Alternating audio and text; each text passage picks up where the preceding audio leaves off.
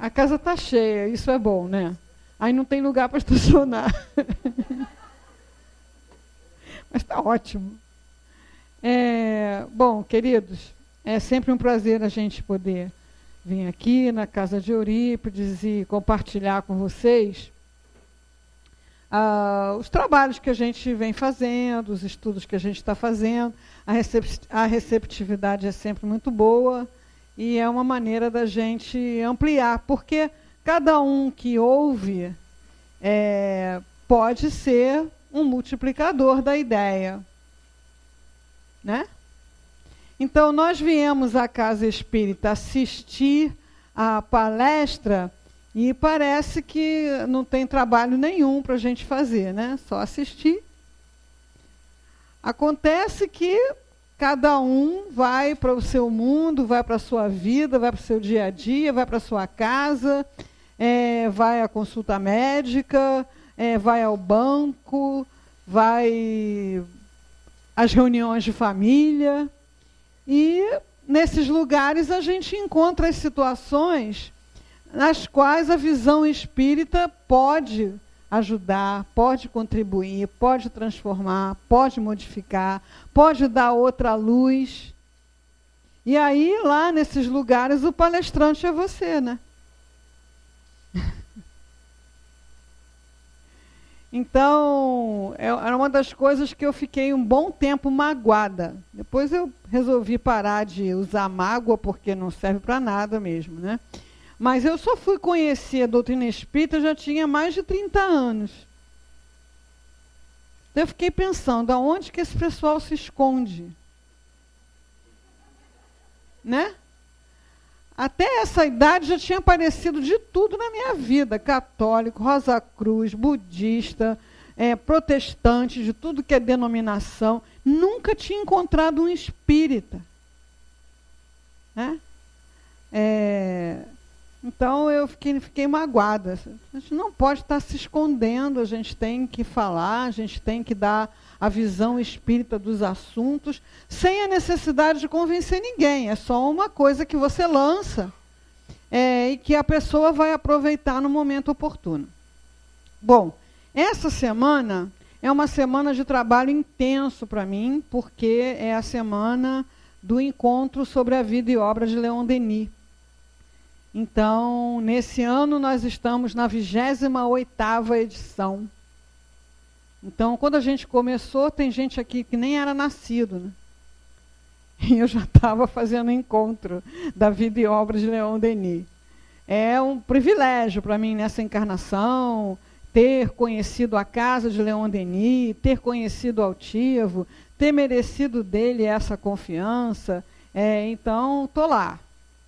E é um dia meio ingrato, né, para a gente fazer evento. A gente tem uma concorrência desigual com a região dos lagos. Eu sou obrigada todo ano a rogar praga para a região dos lagos. E falo, não vai para lá, vai chover, vai ter engarrafamento. E quando tem engarrafamento, tem arrastão. Aí eu consigo desencaminhar uns 100 ou 200 da região dos lagos para o encontro. Né? Aí chega, faz o maior sol. Olha aí, você falou que ia chover lá. Vai chover lá. Enfim, mas realmente é um programa de índio, né? Vamos combinar. A região dos lagos é um lugar belíssimo, são praias belíssimas. Mas nesses feriadões é uma sucursal, né? Eu ia falar uma palavra não conveniente ao centro espírita. Né? Porque as cidades ficam superlotadas, o mercado fica superlotado, acaba tudo. É uma coisa, né? Eu já fiz esse programa de índio. Fila para o pão acaba, e acaba a água, uma garrafinha de água, R$12, enfim. O negócio é esquisito, mas parece que é um impulso irresistível. Então, quem conseguir resistir, quiser ir lá ao encontro, vai ser um prazer. Então, nós vamos compartilhar, fazer uma van premiere do conteúdo desse encontro, já que a gente aqui tem essa liberdade do tema livre. E aproveitando também a divulgação pela internet. Muita gente assiste a reunião do Eurípides pela internet, me dão esse feedback, né? Então a gente vai aproveitar. Não vou falar tudo, né? Primeiro que não dá tempo, né? O encontro é a manhã toda. E a principal diferença entre o encontro e a palestra é que no encontro a gente trabalha com as histórias das pessoas, com as reflexões das pessoas, com a participação das pessoas. E na palestra, evidentemente, isso só a nível de pensamento. Então, ano passado, a gente teve um encontro sobre a primeira parte do livro Depois da Morte, que se chama Crenças e Negações. E esse ano a gente está tendo um encontro sobre a segunda parte do livro Depois da Morte, que se chama Os Grandes Problemas. Esse livro Depois da Morte foi uma encomenda que fizeram para Leon Denis. Ele participou de um congresso espiritualista, e correntes espiritualistas existem muitas, e cada uma tem um enfoque, uma visão, um entendimento, e nem todas concordam entre si, claro, que senão seriam a mesma, né? Então, Leon Denis, como representante da doutrina espírita, ele fez umas intervenções tão interessantes, tão convincentes, que as pessoas pediram para ele colocar aquilo que ele falou em livro. Mas ele falou, já tem a obra da codificação. Não, mas faz e tal, para propaganda. Então, esse livro, Depois da Morte, ele visa apresentar a doutrina espírita para quem não conhece. E é curioso a gente, hoje em dia, ver as pessoas dizendo que Leon Denis é difícil. Leon Denis não é o autor para quem está começando. A dificuldade de Leon Denis é que ele é um filósofo. Qualquer filósofo que você for ler, Spinoza, Sócrates, Platão, Sócrates não escreveu, né? Platão, Hegel, Nietzsche, qualquer um que você for ler, é uma leitura que você não pode ir lendo assim, virando página, não, senão você não chega no final e não entendeu nada. É uma leitura que você tem que refletir. Você tem que ruminar. E é isso que para a gente é difícil. A gente com essa vida acelerada que a gente tem, a gente com essa possibilidade hoje de já receber tudo mastigado, pronto, daqui a pouco não precisa nem engolir mais, né? Já vem tudo, né, arrumadinho para você consumir, a gente tem dificuldade de pensar. E dá para ser espírita sem pensar?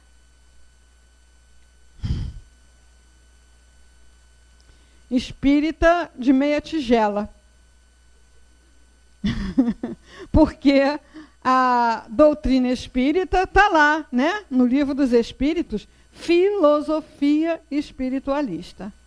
Então, se é filosofia, você tem que pensar. Então, não basta eu frequentar o centro, não.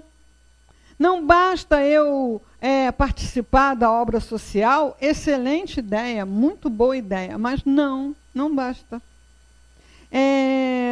Não basta eu tomar passe? Não basta.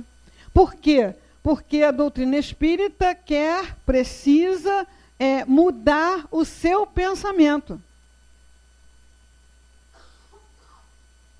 Quando se diz que a doutrina espírita é o consolador prometido, muita gente entende que a casa espírita é um lugar onde sempre vai ter alguém para passar a mão na sua cabeça. Até tem, mas você não pode ficar só nisso. É o consolador prometido porque, mudando o seu pensamento, você mesmo consegue transformar as situações de sofrimento em situações de aprendizado, em situações de crescimento, em situações de consolo.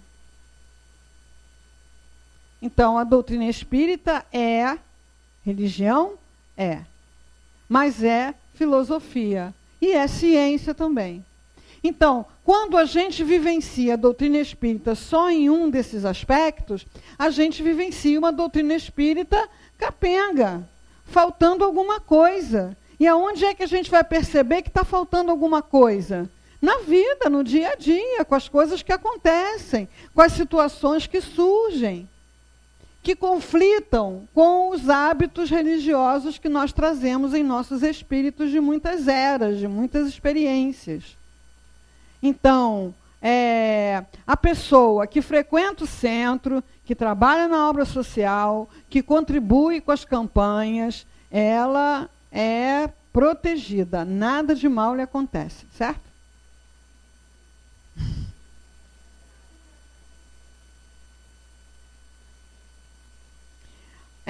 Raciocinando assim friamente, não, claro que não, não é? Mas na hora que os problemas acontecem, a gente pensa, mas como assim? Como comigo? Como com a minha família? O que foi que eu fiz? Ah, deve ser problema de outra vida. Quer dizer, tem que ser castigo. Não pode ser apenas uma situação de desafio, de crescimento, de provocação, porque a maioria de nós ainda é muito lento, tem respostas muito lentas, não tem muito impulso para ir ao encontro da dificuldade para crescer. A gente procura criar um espaço mais ou menos confortável, existencial, uma estrutura mais ou menos cômoda, e ali quer permanecer. Já está bom.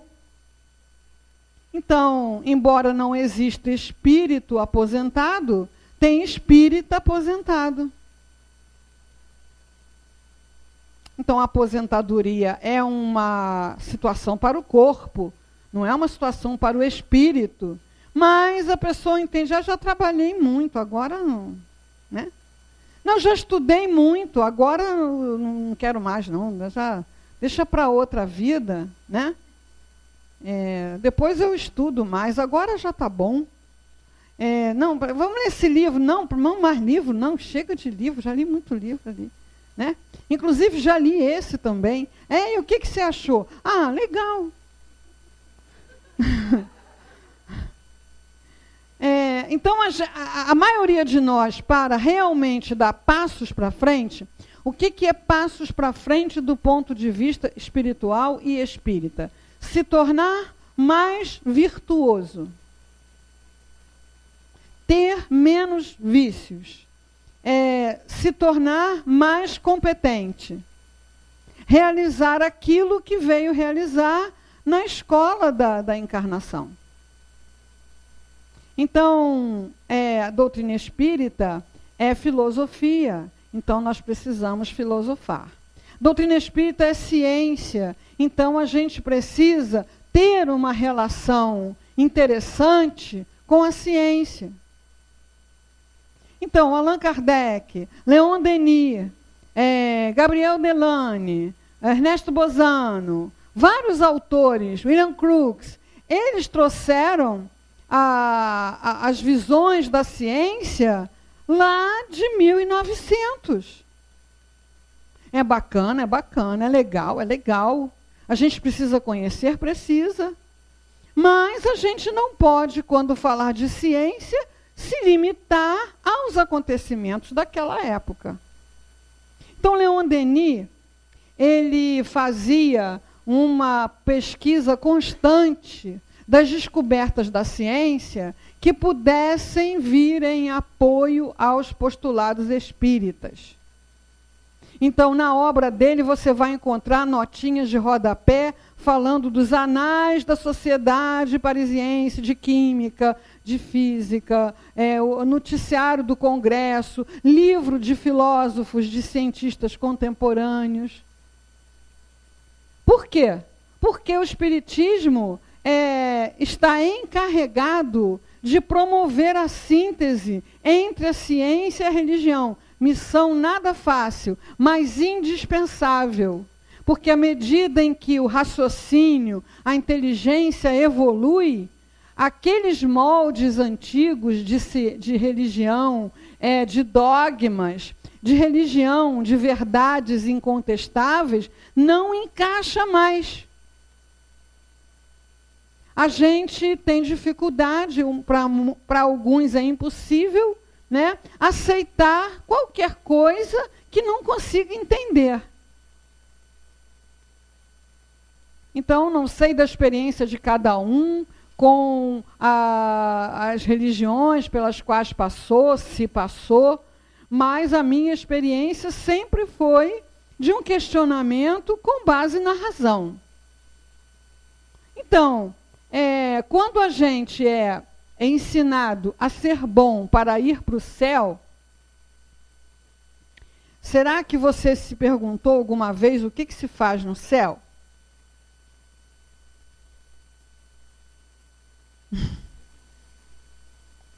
Eu perguntei para uma religiosa, né? E ela falou para mim que a gente ficava louvando a Deus o tempo todo. Nos parece pueril, né? Tem essa questão no Livro dos Espíritos. Os Espíritos dizem que isso seria monótono. Para mim isso é pior que monótono, isso é a morte. Isso é a morte. Você ficar, glória a Deus, glória a Deus, glória a Deus, glória a Deus, glória a Deus, glória a Deus, por toda a eternidade. E assim, o que a gente entende de eternidade?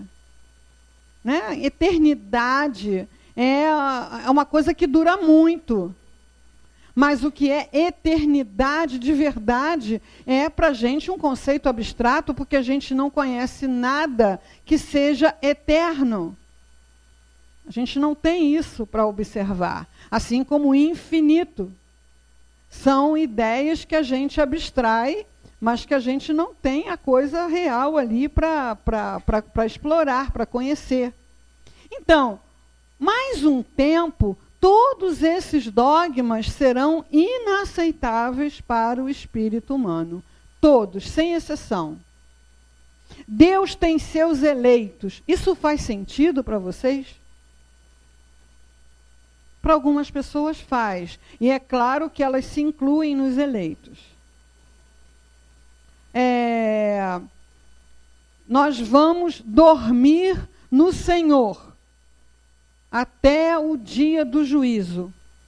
Então, eu tenho uma experiência de alguns anos, que comparados com a eternidade é nada. Os espíritos falam, é um relâmpago.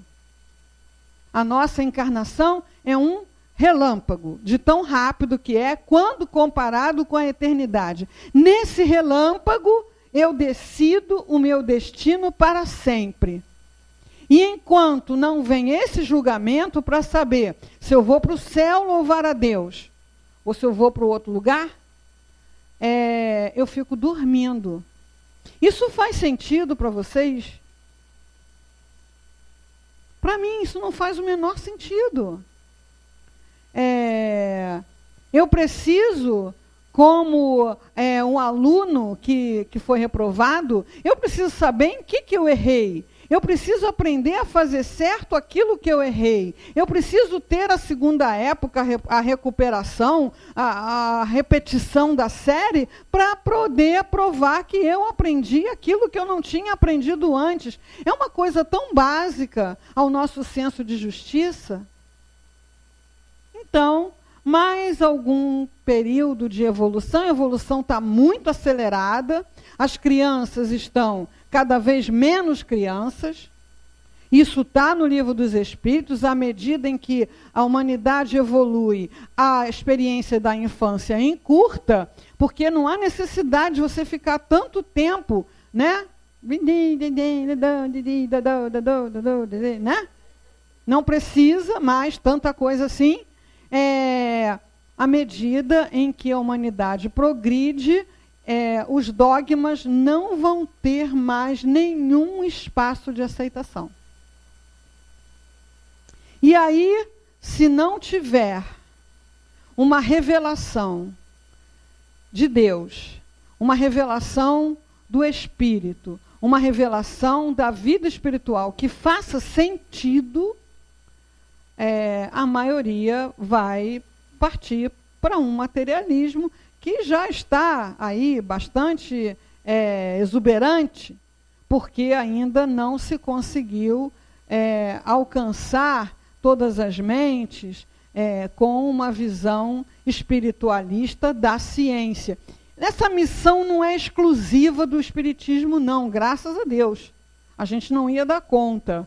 Muitos cientistas nas universidades, nos campos de pesquisa, estão trabalhando postulados espíritas, que não são privilégios do espiritismo. Estão estudando, pesquisando, buscando meios de comprovação da sobrevivência, da consciência após a morte física, da possibilidade de intercâmbio entre inteligências em dimensões diferentes, da própria existência de Deus, com outros nomes e outras visões, da reencarnação. E também da pluralidade dos mundos habitados. Foi descoberto recentemente um planeta, se vocês ainda não viram a foto, é sensacional. O planeta Kepler tem um número, o número eu não decorei não. Mas ele é idêntico à Terra, é muito parecido. Né? Não precisa ser para ter formas de vida baseadas em organizações diferentes da nossa. Mas, quando você vê a foto desse planeta Kepler, eu fico arrepiada, acho barato. Né? Então, assim, dentro da própria comunidade científica, existem já de muito tempo, desde o tempo de Kardec e Denis, e continua tendo cientistas que estão pesquisando, estudando e divulgando informações que vêm ao encontro da visão espírita. Isso serve para alguma coisa?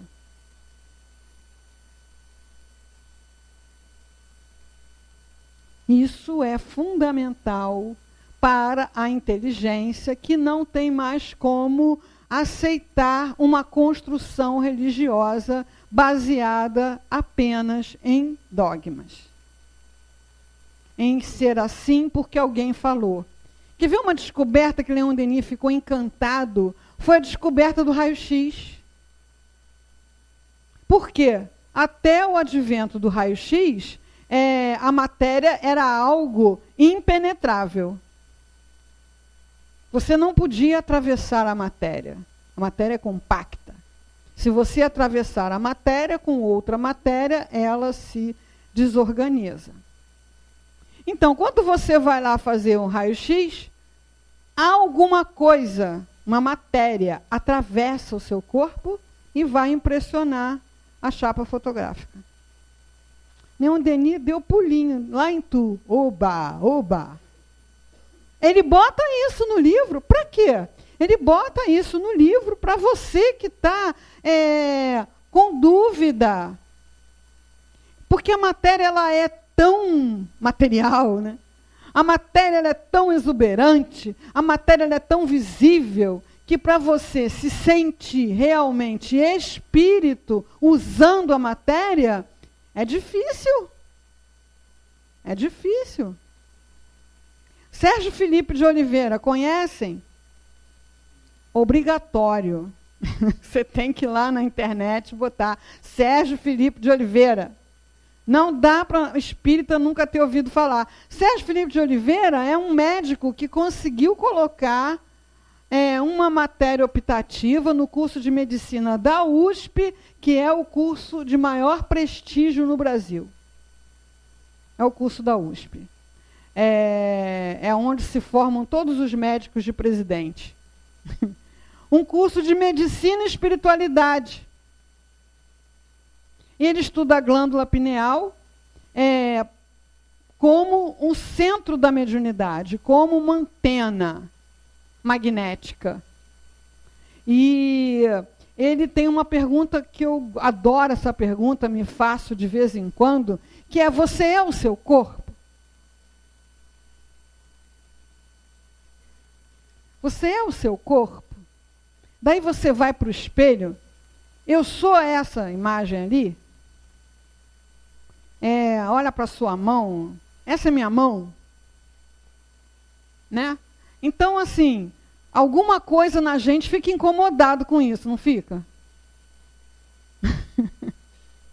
Alguma coisa na gente fica gritando, não. Eu não sou esse corpo. Eu sou muito mais do que esse corpo. Tanto como construção, como objetivo. Então, esse corpo vai alcançar a perfeição? Nem que você malhe 8 horas por dia, coloque botox nos buraquinhos, faça dieta não sei do quê, nem que você viva para aperfeiçoá-lo, né? Vai no salão, faz isso, não adianta, ele não vai alcançar a perfeição. Até porque a perfeição, segundo o corpo, é uma coisa muito de moda, né? A minha avó ficava mostrando para os rapazes da família, as mulheres bonitas na rua, era cada mulher gorda. Olha, que coisa linda! E se você for ver as fotos aí de 1900, né, das moças consideradas bonitas na época, as pinturas de Renoir, né, tudo rechonchuda. Tudo rechonchuda. E aí, isso até é uma coisa muito séria, sobre um certo ponto de vista, né, que eu presenciei num congresso de ginecologia da adolescência, que o palestrante levou a foto de uma boneca que eu usei quando era criança. Eu ganhei essa boneca quando era criança. Era um bebê todo gordinho, cheio de furinho, né? Depois veio a Suzy. A Suzy era magrinha, mas era uma magrinha saudável, normal, né? Depois veio a Barbie, esquelética, com um peito desse tamanho, né? E isso foi trabalhando no imaginário da criança esse padrão de beleza. Então, quando eu me formei, quem tinha mamá grande queria diminuir. Agora, quem tem mamá normal quer botar um mamá grande. Está querendo virar Barbie. Não adianta, o corpo não vai alcançar a perfeição. Não vai. O que em você anseia por perfeição, o que em você sonha com a perfeição, busca a perfeição, é o espírito que você é. Você é o espírito usando um corpo, você não é seu corpo.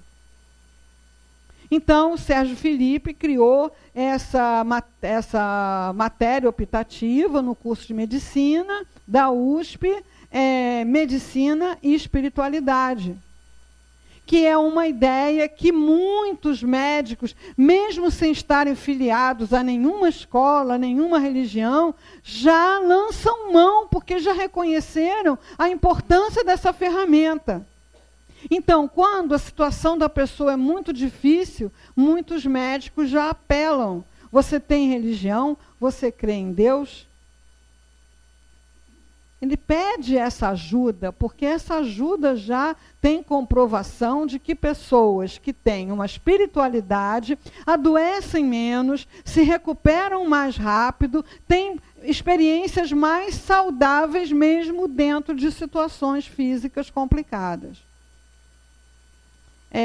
Há muito tempo atrás eu li um trabalho feito com pacientes internados num CTI, em que eles pegaram grupos de pessoas de várias denominações religiosas para fazer preces por um grupo controle de pacientes internados no CTI aleatoriamente. Separaram um grupo para receber prece e o outro grupo não recebia prece, pelo menos não aquela do grupo de trabalho.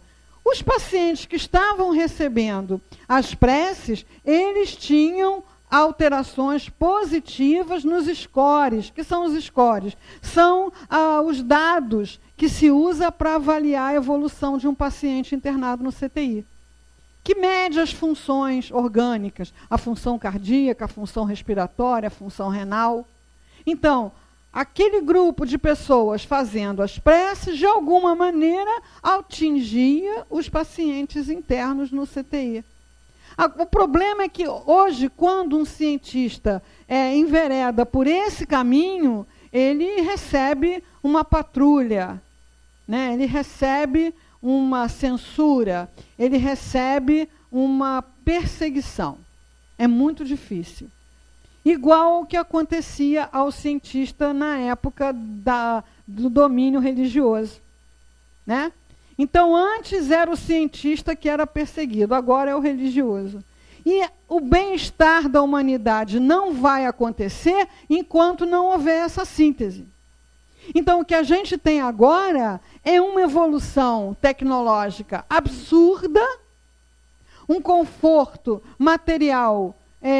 Às vezes, uma pessoa, hoje em dia, de classe média baixa, dispõe de confortos materiais que fariam inveja ao Rei Sol. Porque, naquele tempo, ele não desfrutava de nada disso.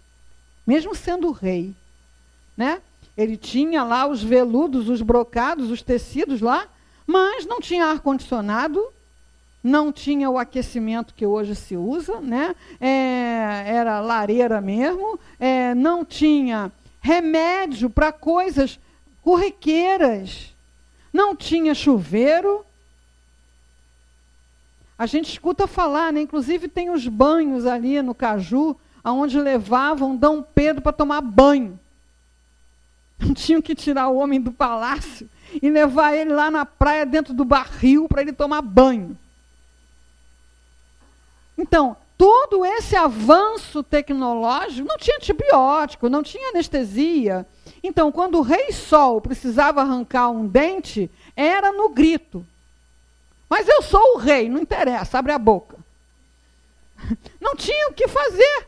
Não tu faz, se a pessoa era rei. Não tinha anestesia, não tinha antibiótico. Não tinha creme de cortisona. Tinha, né?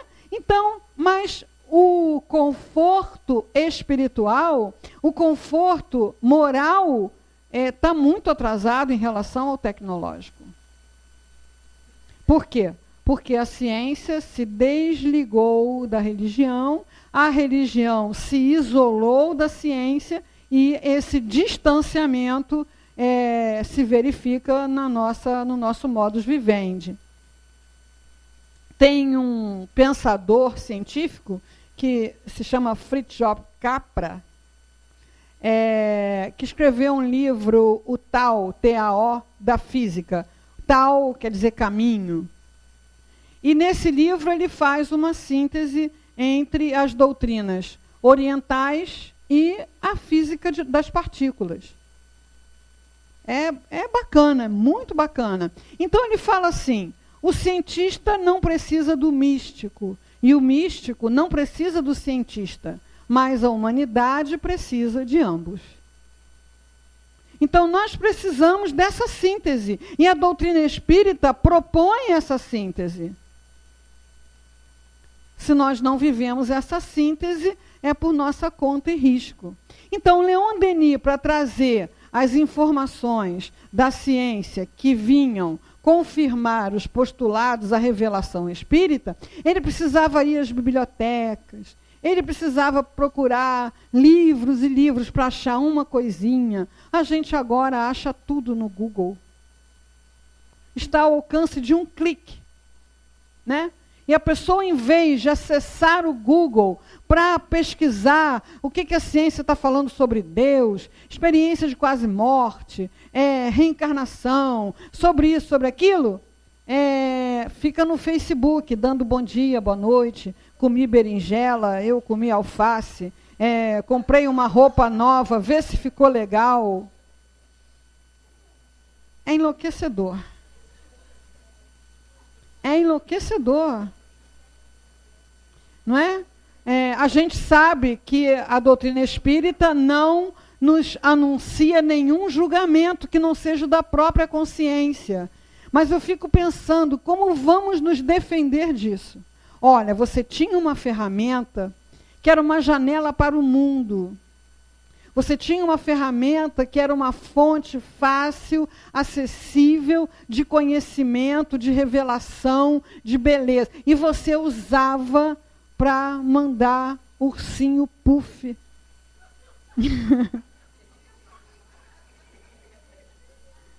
Eu sei porque eu recebo, gente. Facebook manda para o meu e-mail, porque se não mandar para o meu e-mail, eu também não vejo. Ele me manda assim, olha, tem muito tempo que você não vem aqui, fica me esperando.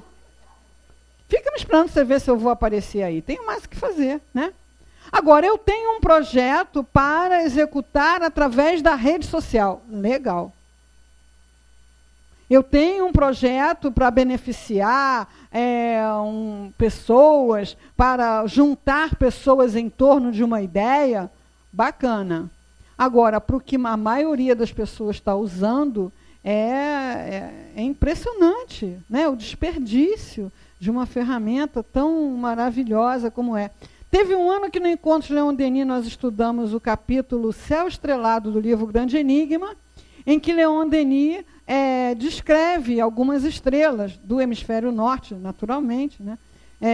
Sírios, e faz lá umas reflexões. A gente foi pesquisar o céu estrelado, descobriu que tem um grupo de astrônomos que divulga astronomia pela internet, justamente com esse nome mesmo, Céu Estrelado, e a gente viu as fotos do Hubble. Vocês já viram as fotos do Hubble? Gente, é um negócio deslumbrante, né? As galáxias, as supernovas. Sabe, o ser humano criou um engenho capaz de viajar a distâncias imensas e tirar fotos e mandar fotos para a Terra. Fotos que você não consegue ver por nenhum telescópio. Aqui não alcança. Ele precisou ir lá, tirar as fotos e mandar. E você, ao alcance de um clique, você vê a grandiosidade da qual você faz parte, da qual você é herdeiro. E isso dá um outro significado àquilo que nós chamamos de grande problema. Qual é o nosso grande problema? O que é um grande problema? Então, a gente vê que na segunda parte do livro Depois da Morte, sobre o título Grandes Problemas, não tem um capítulo sobre a guerra, um capítulo sobre a fome, um capítulo sobre os vícios, não. É um capítulo Deus e o Universo, um capítulo Objetivo da Vida, um capítulo falando sobre as objeções que existem à doutrina espírita. Então ele está falando que vai falar de grande problema e não fala.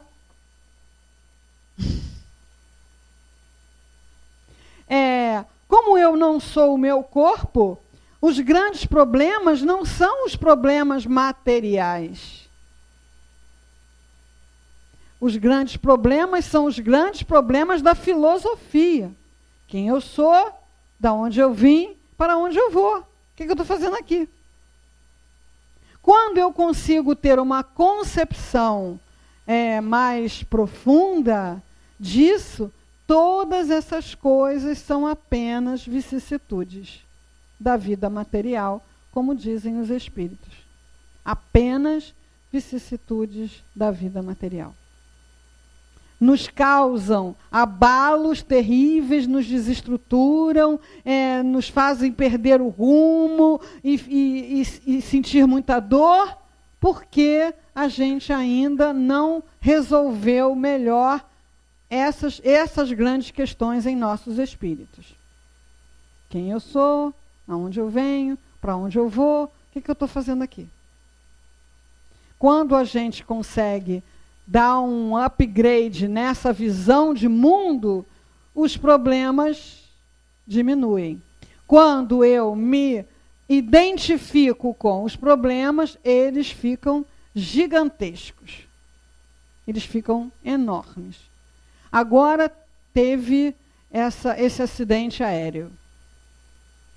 todo mundo muito comovido com isso, todo mundo muito impressionado com isso, né?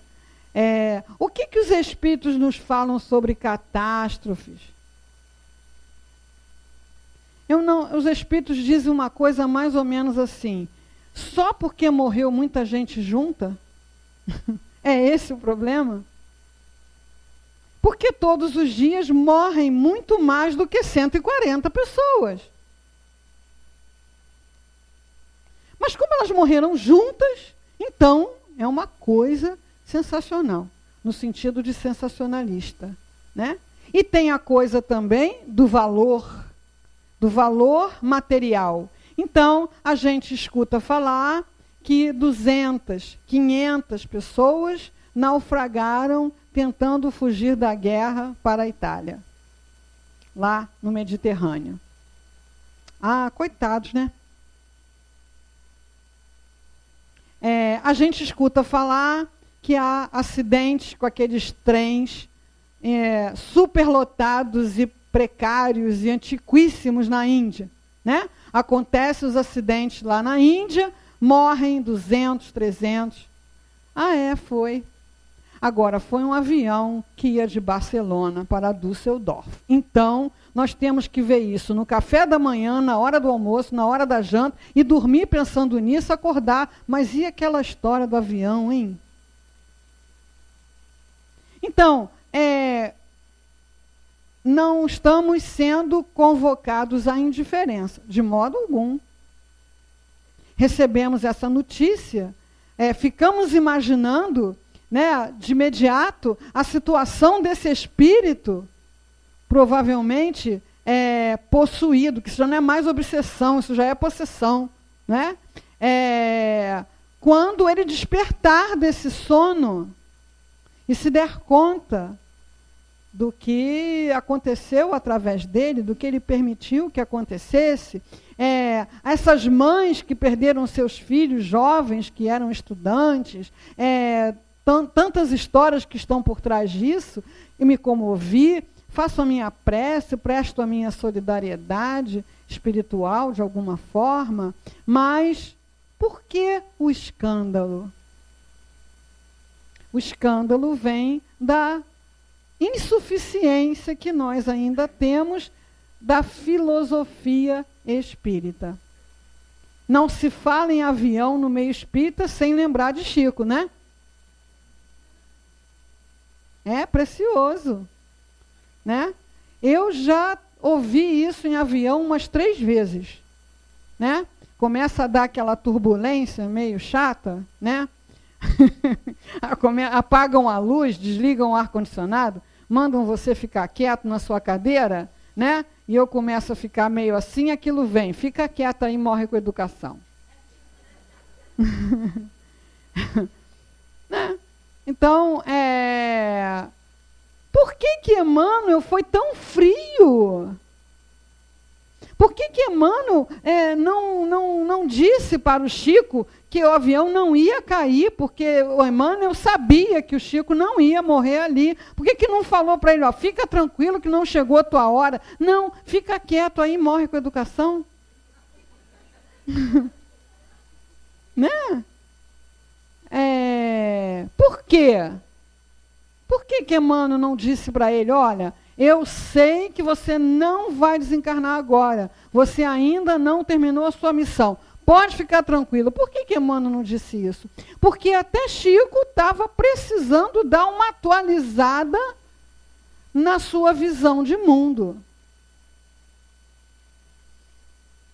Então, o espírita precisa filosofar, precisa buscar os conhecimentos da ciência e precisa ter os seus momentos de religamento, os seus momentos religiosos. Esses momentos religiosos acontecem na casa espírita, aqui tudo contribui para isso. Tem um pessoal lá no portão que fica lá conversando com as suas companhias menos equilibradas. Vocês já repararam que quando você entra no salão, você fica mais, na casa espírita, você fica mais leve? Repararam?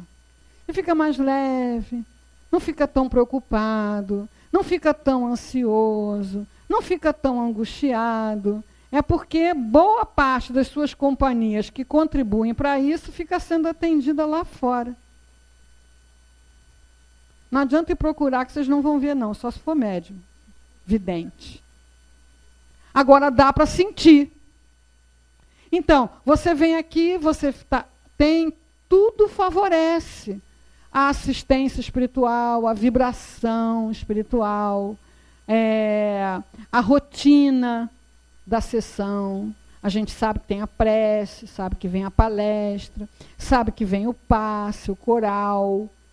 Tudo isso nos aquieta, nos sossega, nos relaxa, nos predispõe a essa sintonia. Mas se eu só vivo isso aqui, é pouco. É pouco. Eu preciso viver mais disso. E aonde é que eu vou viver mais disso? Aonde eu quiser me proporcionar isso. Eu posso estar no trânsito, eu posso estar no meu trabalho, eu posso estar numa hora de descanso. E aí eu vou, por um movimento de vontade, ter o meu momento de religação. O meu momento de fazer a sintonia com Deus. Na natureza é fácil. Quando a gente olha uma árvore, o mar, natureza. E na consciência, no templo, Leon Denis usa essa expressão, no templo vivo da consciência. Então, alguma coisa me aflige, eu venho no atendimento fraterno, ok. Eu faço uma cartinha ao plano espiritual, ok. Mas eu posso me aquietar, me asserenar e colocar a minha questão para o meu amigo espiritual, para Deus, para alguém que queira me socorrer, e fazer um silêncio interior para ouvir a resposta. Quem faz, sabe que ouve. Quem não faz, está perdendo. Então, hoje em dia, a gente se sente tão incomodado com os próprios pensamentos que não consegue ficar em casa sem ligar alguma coisa. Manja quando acaba a luz? As pessoas estão lá em casa, pum, acabou a luz. E agora? Acabou a luz. Acabou a luz. Não tem televisão, né? O computador uma hora acaba, a bateria, o celular também. E agora? Vamos dormir.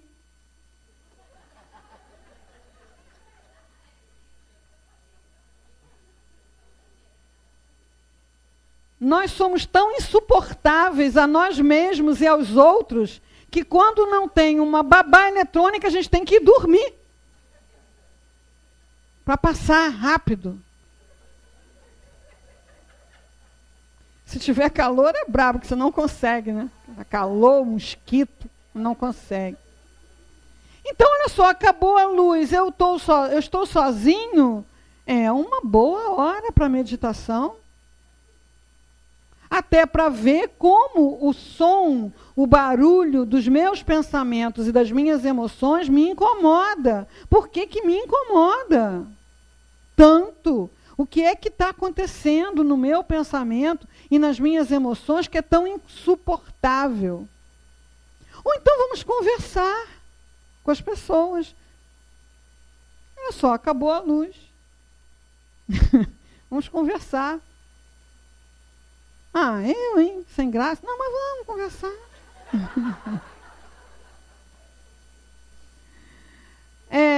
A gente fica impressionado como essas pessoas, Kardec, Denis, num tempo que não tinha luz, como eles liam tanto, como eles escreviam tanto, sem luz. Lampião. Havia mais foco, né? Havia mais serenidade nesses espíritos. Não quer dizer que a gente era melhor naquela época, não. Mas isso favorece. Então, a vivência global, integral da doutrina espírita nos convida a ampliar o conhecimento científico. Aonde foi que você parou? Ah, eu parei lá naquela história de átomo. Vai ver o que veio depois disso? Vai ver o que veio, partícula subatômica. Agora já se tem teorias, porque muitos fenômenos não se explicam por aquilo que a ciência já comprovou, já descobriu. Então se criam teorias para explicar aquilo que ainda não se comprovou. Então, são coisas que eu não consigo entender muito bem, mas eu fico deslumbrada com o raciocínio humano, como ele é amplo e vasto, que ele consegue conceber coisas antes que elas possam ser comprovadas. A gente ouviu uma notícia há pouco tempo, né, que aquela teoria da dobra no espaço do Einstein só foi comprovada agora. E ele concebeu aquilo lá atrás. Então agora tem teoria das cordas e teoria das supercordas, para explicar uma série de fenômenos que aquilo que foi comprovado, quer dizer, a existência das partículas, não explica. E essas teorias, para elas funcionarem, você tem que admitir 10, 20 dimensões. Aí, assim, a gente conhece 3, né? 4, se a gente colocar tempo. 3, altura, profundidade e largura. Então, onde é que está seu amigo espiritual? Em cima, embaixo, atrás, na frente, do lado, onde é que ele está? Dentro, fora? Onde é que ele está? Aí o nosso cérebro fica maluquinho, né? Porque ele não tem esse programa. Ele só tem um programa tridimensional. Então, ele fica igual aquele robô, aquele pessoal aqui um pouquinho mais idoso, lembra do Perdidos no Espaço, que tinha um robozinho que ficava, não tem registro, né? Não tem registro. Onde está o amigo espiritual? Ah, está em cima, porque ele é espírito superior, né? Mas você está na superfície do planeta, certo? E agora, o Brasil está de cabeça para cima ou de cabeça para baixo? Sei lá. Sei lá. Sei. Não faço a menor ideia, né? Eu sei que ele está de costa para o sol. Agora, se ele está para cima ou para baixo, eu não sei. Então, se o Brasil está para baixo, o amigo espiritual está mais para baixo. É muito louco, não é? Então, os espíritos estão em outra dimensão. Não estão nessa, estão em outra. Então, eles não precisam estar nem em cima, nem embaixo, nem do lado, eles estão em outra dimensão. E já tem teorias, né, criada por cientistas para tentar explicar fenômenos da natureza que o que foi descoberto até agora não dá conta. Não dá conta. Então, isso é espiritismo? Precisa ser. Senão a gente não dá conta da nossa missão, que é contribuir para a síntese da ciência com a religião, que será um movimento capaz de levar a moral, não é a moral do certo e do errado, do pecado, não. A moral do ético, a levar a ética às conquistas tecnológicas, para que elas sejam usadas para o bem comum, para resolver os problemas existenciais e tornar esse momento nosso de encarnado mais proveitoso. Então, na sexta-feira, quem quiser participar, falando, colocando suas dúvidas, ou participando com seus raciocínios, ou levando seus conhecimentos, vai ser um enorme prazer recebê-los, ok? Sexta-feira, na parte da manhã. Não vai para a região dos lagos, porque vai chover. Lá. Obrigado, queridos, pelo carinho.